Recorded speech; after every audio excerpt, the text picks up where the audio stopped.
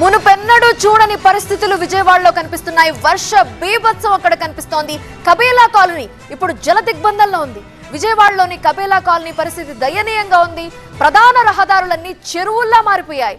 అంబాపురం, జక్కంపూడి, వైఎస్ఆర్ కాలనీలు నీట మునిగాయి. ఇళ్లలోకి నీరు చేరింది. విజయవాడ హైదరాబాద్ హైవేపై రాకపోకలు బంద్ అయ్యాయి. రాకపోకలు నిలిచిపోయాయి. వాహనాలు ఎక్కడికక్కడే ఆగిపోయిన పరిస్థితులు. సహాయక చర్యలు లేక ప్రజలు ఇబ్బందులు పడుతున్నారు.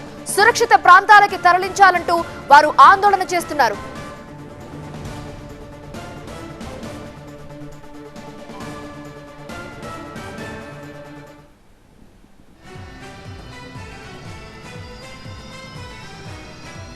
మరింత సమాచారం మా కరెస్పాండెంట్ క్రాంతి అందిస్తారు.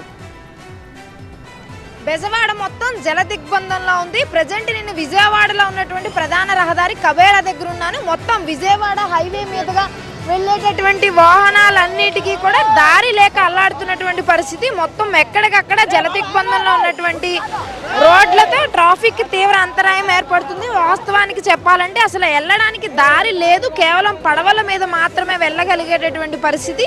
హైవే మీద ఇటు హైదరాబాద్ నుంచి విజయవాడ వచ్చేవాళ్ళు, విజయవాడ నుంచి హైదరాబాద్ వెళ్ళేవాళ్ళు, విశాఖ వెళ్ళాలన్నా కూడా ఎక్కడికక్కడ రాకపోకలన్నీ కూడా నిలిచిపోయినటువంటి పరిస్థితి. ప్రధాన రహదారులు మొత్తం అన్ని కూడా జలమయమైపోయాయి.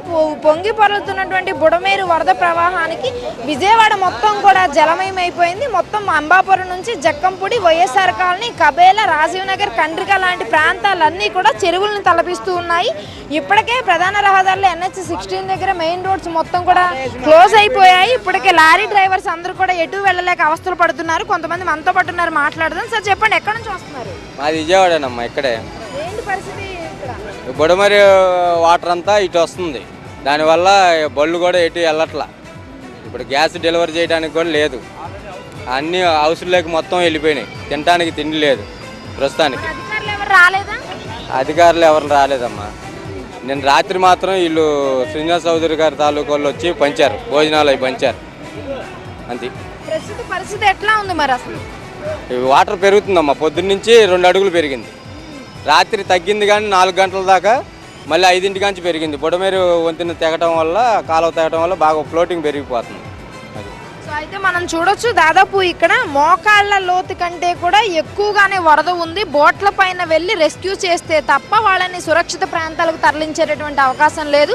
కొంతమంది మహిళలు కూడా ఇక్కడ నుంచి బయటకు వెళ్తున్నారు. వాళ్ళతో మాట్లాడుతున్నాం. అమ్మ, ఎక్కడి నుంచి వస్తున్నారు? మేము కబేళ లోపల నుంచి వస్తున్నాం అమ్మా. నడుచుకుంటూ వస్తున్నారు. ఎవరు రాలేదు అధికారులు? ఎవరో రాలేదమ్మా. ఎవరో పట్టించుకోవట్లేదు. నిన్నటి నుంచి అసలు ఎవరో పట్టించుకోవట్లేదు.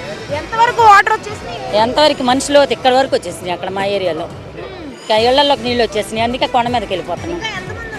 చాలా జనాలు ఉన్నారమ్మా. అసలు ఎవ్వరు రాలేదు.